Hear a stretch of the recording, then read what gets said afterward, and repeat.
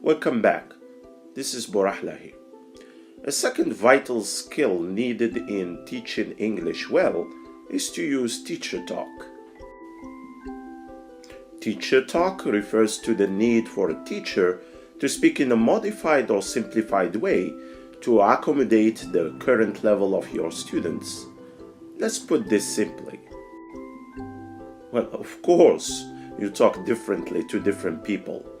Imagine, for example, that you have the same topic, let's say what you did last week, but you share that topic to three very different people. A 4-year-old, your father, and your best friend. Does it change things? What would you share with a 4-year-old? How would you share it? What details would you change while sharing with your father? Better yet, what would you not share? And when talking with a best friend who you tell everything, would you find that you have a different rhythm, different vocabulary, and even different expressions? Absolutely. In fact, I'll bet you do this without even thinking. Good teacher talk is like this, but it involves a little bit more thinking and a lot of practice. Lots of new teachers, to be honest, are terrible at teacher talk. At the beginning, you might speak too fast or too complicated or too slow and simple.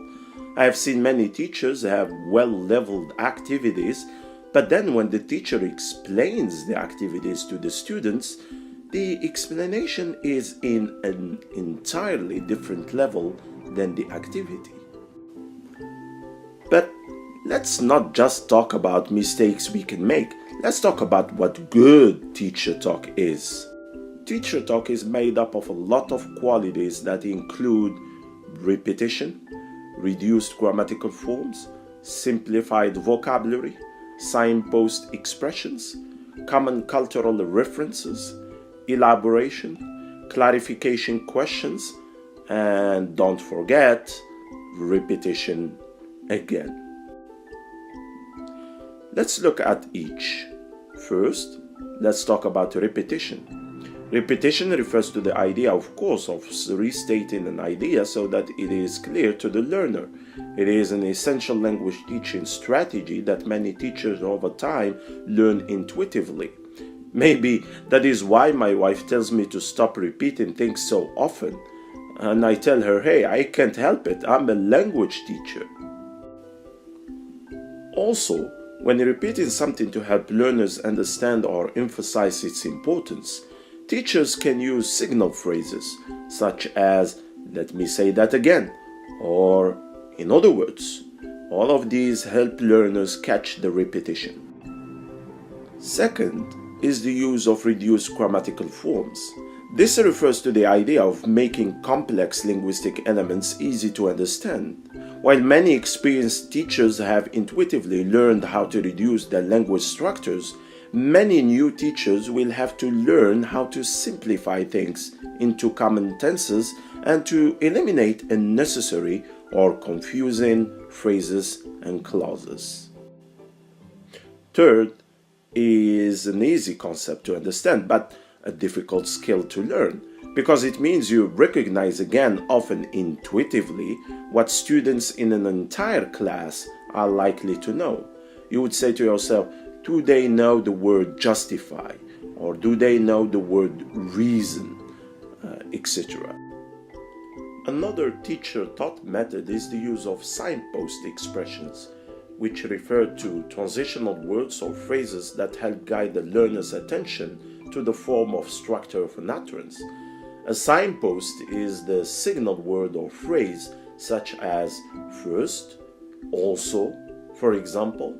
All of these scream to the learner that there is one more idea to go, for example. Next, let's talk about using cultural references in the classroom. Many teachers who are not used to dealing with foreign language learners use cultural references that are unfamiliar to their students. You need to be aware of the common cultural knowledge of the learners and make sure that the examples and the references match the students' understanding. Another skill that I love to use when I see students don't quite understand what I'm saying is elaboration. In some sense, I stop, I slow down, and I begin again. It's more than just a repetition. In elaboration, you expand the information by including definitions and examples. The last skill that I want to talk about is asking questions and providing clarification. Ask questions to find out what learners have understood, and then correct or clarify information that is incorrect or misunderstood.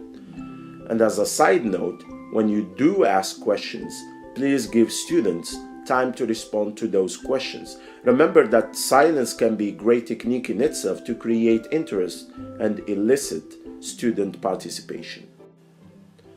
To conclude, here is a general tip. Language teachers are always paying attention to learners' eyes. If learners give a puzzled look, chances are you need to revise and modify your teacher talk. Don't underestimate the skill of simply looking into the student's eyes. In the next lesson, we are going to talk about scaffolding. Thanks for listening.